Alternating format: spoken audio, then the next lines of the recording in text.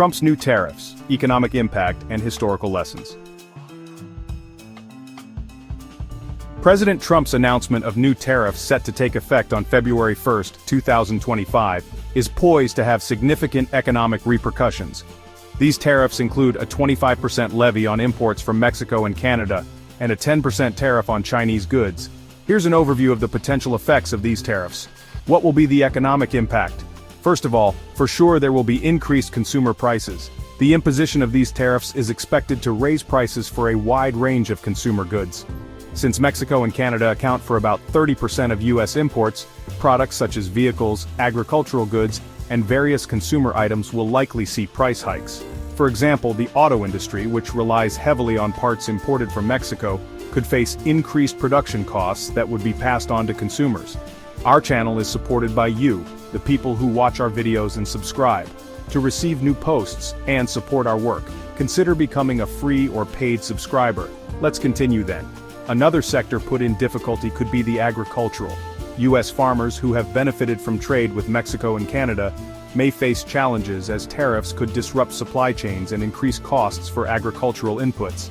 This could lead to higher food prices for consumers and reduced competitiveness for U.S. agricultural exports. Then, we will see inflationary pressures. The Congressional Budget Office has projected that these tariff increases could contribute to a rise in inflation by approximately 1 percentage point, costing American families an average of $1,560 annually due to higher prices across various sectors. Trade relations and retaliation. Is there a risk for trade wars? Yes, the announcement has raised concerns about retaliatory measures from Canada and Mexico. Both countries are preparing lists of U.S. products that could be targeted in response, which could further escalate tensions and disrupt established trade relationships. For sure there will be an impact on supply chains. Many industries rely on integrated supply chains that span North America. Tariffs could complicate these arrangements, leading to inefficiencies and increased costs as companies adjust their sourcing strategies. Also, the analysts predict that the tariffs could reduce U.S. economic output by around 0.3% once fully implemented. This contraction may stem from decreased consumer spending power and increased operational costs for businesses reliant on imported goods. On a positive note so far, despite the potential negative impacts, stock markets have remained stable, suggesting that investors are currently viewing these tariff announcements with caution rather than panic. However, the long-term effects on market dynamics remain uncertain, and we still need time to have a much broader outlook on this issue. But, did any time in history protectionist measures worked? Usually it didn't, except for some isolated examples with emerging economies. It worked well for China and Taiwan in the 60s, but once an economy expands and matures, protectionism does more harm than good. Even in the case of the USA, during the 19th century, the US employed high tariffs on manufactured goods to protect its emerging industries. This period saw the US transform into an industrial powerhouse, particularly between 1824 and 1945, when it had some of the highest tariff rates globally. Protectionism supported infant industries and helped generate government revenue in the absence of income taxes. Protectionism has worked when combined with broader policies such as investment in infrastructure, education, and export promotion. However, it often fails when implemented in isolation or without strategic planning, as it can lead to inefficiencies, retaliation from trading partners, and higher consumer costs. You might ask, are there any examples of failed protectionism? Of course, actually, a lot of them. Corn laws in Britain, 1815 to 1846. These laws imposed high tariffs on imported grain to protect domestic producers, but led to food scarcity and higher prices during the Irish famine. Their repeal marked a shift toward free trade in Britain and Europe. U.S. tariffs in the 20th century. Examples include the Smoot-Hawley Tariff Act, 1930, which exacerbated the Great Depression by reducing international trade. Similarly, steel tariffs under President Bush, 2002, and tire tariffs under President Obama, 2009 to 2012, caused more economic harm than benefits, with minimal impact on jobs or wages. Interwar period. Protectionism. High tariffs during this period were intended to protect domestic industries, but contributed to global economic instability and the contraction of international trade. A very interesting example of protectionism is the USSR and the way communism works. One of the most important reasons communism failed everywhere it was tested is protectionism. It helped at the beginning when the USSR economy was still an infant, but caused huge economic problems afterward. The Soviet government maintained a strict monopoly over foreign trade, which was established in the early 1920s and reinforced during Stalin's regime. This control limited competition and restricted the flow of foreign goods into the country, aimed at protecting domestic industries from external influences. The USSR employed high tariffs and import restrictions to shield its industries from foreign competition. This was particularly evident during the Stalin era when imports were largely limited to essential industrial equipment, with the intent of fostering self-sufficiency. Also, the Soviet economic model prioritized heavy industry and military production, often at the expense of consumer goods. Protectionism was used to support this focus, leading to neglect of sectors that could have improved living standards for citizens. In the end, the rigid protectionist stance isolated the Soviet economy from global market dynamics, limiting technological advancement and adaptation to international trends. This isolation became increasingly detrimental as global trade expanded in the late 20th century. As the global economy evolved, the Soviet Union struggled to adapt due to its protectionist policies. This inability to integrate into the global market contributed to economic stagnation during the 1970s and 1980s, ultimately leading to systemic failures that precipitated its collapse in 1991. The economic inefficiencies and shortages caused by protectionism led to public discontent and eroded faith in the government. As living standards declined, calls for reform grew louder, culminating in significant political changes and the eventual dissolution of the USSR. While protectionism in the Soviet Union was intended to foster industrial growth and self-sufficiency, it ultimately resulted in economic inefficiencies, isolation from global markets, and contributed significantly to the system's failure. Does this ring a bell to what is happening now with the USA?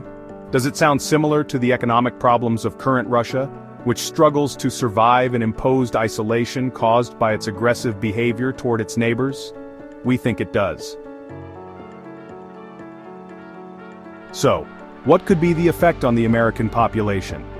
While Trump supporters may have initially backed his tariff policies with the expectation of job creation in certain sectors, the reality may be more complex. Tariffs can lead to job losses in industries reliant on imported goods or those that face retaliatory tariffs from other countries. For instance, jobs in manufacturing might see short-term gains, but sectors like retail could suffer as costs rise and consumer spending declines. Already, big companies have announced huge layoffs, which will put a lot of pressure on the average American family. Trump's proposed tariffs aim to protect certain domestic industries and create jobs, but instead, they are likely to have negative repercussions for a broad swath of the American public. The average consumer will face higher prices for essential goods, while many Trump supporters may experience economic discontent as job markets shift and industries reliant on imports struggle under increased costs. Overall, these measures could exacerbate existing economic vulnerabilities rather than provide the promised benefits. So, why is Trump doing it? Could he just be, well, stupid? While this avenue seems simpler to pursue, we believe he is only doing what his backers are requesting. Let's try to follow the money. Who will benefit most from these economic measures of Trump's administration? Elon Musk. The billionaire entrepreneur and head of Tesla and SpaceX has become a prominent supporter, investing heavily in Trump's campaign. Musk's interests in reducing federal spending and promoting American manufacturing align with Trump's protectionist tariffs aimed at boosting domestic industries. Linda McMahon, a longtime friend of Trump and former head of the Small Business Administration, McMahon has been a significant donor and supporter. Her focus on small business growth resonates with Trump's agenda to protect American jobs through tariffs, which are intended to favor domestic producers over foreign competition. Dana White. The president of the Ultimate Fighting Championship, UFC, has been a vocal supporter of Trump. White's influence in sports entertainment may help Trump appeal to younger demographics who could be affected by economic policies that prioritize American industry. Susie Wiles. As a co-campaign manager, Wiles has played a crucial role in shaping Trump's strategy. Her experience in Republican campaigns positions her to influence economic policies that may favor protectionist measures aimed at revitalizing American manufacturing. Industrial and corporate backers put a lot of effort and money into securing Trump's re-election, and now he must do something to pay them dividends. Some of those that will mostly benefit, at least at the beginning, will be oil and gas industry. The oil and gas sector was a significant financial backer of Trump's campaign, contributing over $14 million directly, and spending $445 million on lobbying and election-related activities. Trump's policies, such as rolling back environmental regulations, approving drilling permits, and declaring a national energy emergency, directly favor this industry. Protectionist measures like tariffs on foreign energy imports could further boost domestic oil and gas producers by reducing competition. Manufacturing and distribution. Miscellaneous manufacturing and distribution industries donated over $13.6 million to Trump's campaign. Protectionist tariffs aim to shield domestic manufacturers from cheaper foreign imports, potentially boosting their market share and profitability. Real estate and construction companies contributed over $14.7 million, while the construction sector added another $10 million to Trump's campaign. Tariffs on imported construction materials like steel and lumber could increase costs in the short term but may incentivize domestic production, benefiting US-based suppliers. Tobacco industry. Tobacco companies were among Trump's largest corporate donors, with significant contributions from firms like Altria. Protectionist policies that limit competition from foreign tobacco products could help US-based tobacco companies maintain market dominance. SpaceX, Elon Musk, again. This innovator and recently Nazi-saluting supporter of Trump has extensive federal contracts through SpaceX and other ventures. While not directly tied to tariffs, Musk's alignment with Trump's administration could result in favorable regulatory policies that indirectly benefit his businesses.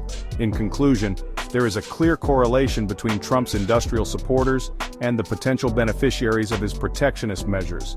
These policies align with the interests of key donors in oil, gas, manufacturing, agribusiness, and other sectors that thrive under reduced foreign competition. Also very concerning, these alignments between Trump and rich corporate America raise significant questions about economic inequality and the potential widening gap between average Americans and the wealthiest individuals. Some analysts suggest these are a huge win for the new technocratic oligarchy that surrounds Trump. Critics argue that Trump's policies could exacerbate income inequality by favoring corporate interests over working-class Americans. With tax cuts primarily benefiting the wealthy and corporations, the average American may struggle to see similar gains in income or job security. The Brookings Institution highlights that tax cuts not offset by spending cuts can lead to increased federal borrowing, which may ultimately harm long-term economic growth, disproportionately affecting lower-income households. Protectionist measures like tariffs can lead to higher prices for goods, directly impacting consumers' purchasing power. While these policies aim to protect domestic industries, they often come at the cost of increased expenses for average families. Corporations will benefit from deregulation and protectionist measures, at least in the short term, but the average citizens might face higher costs of living and stagnant wages, leading to a scenario where corporate gains come at the expense of public welfare. As we look to the future, the impact of Trump's protectionist measures on global trade remains uncertain. While some industries and key supporters may benefit in the short term, the broader implications for the American economy and its position on the global stage are complex and multifaceted. Protectionism, by its very nature, seeks to insulate domestic industries from foreign competition. However, history has shown us that such measures can lead to trade wars, strained international relations, and ultimately, higher costs for consumers. The ripple effects of tariffs often extend beyond immediate economic gains, influencing diplomatic ties and global market dynamics. Moreover, the rise of a new technocratic oligarchy, as some analysts suggest, raises significant concerns about the concentration of wealth and power.